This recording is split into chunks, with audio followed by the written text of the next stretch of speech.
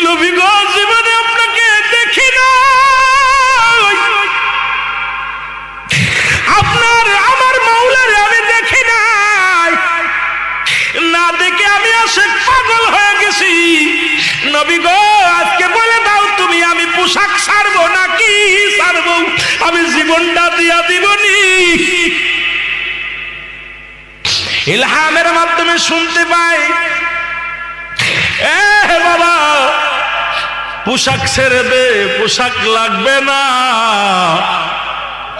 যাকে ছাড়লে হবে জাহান্নাম অন্তর ঠিকানা।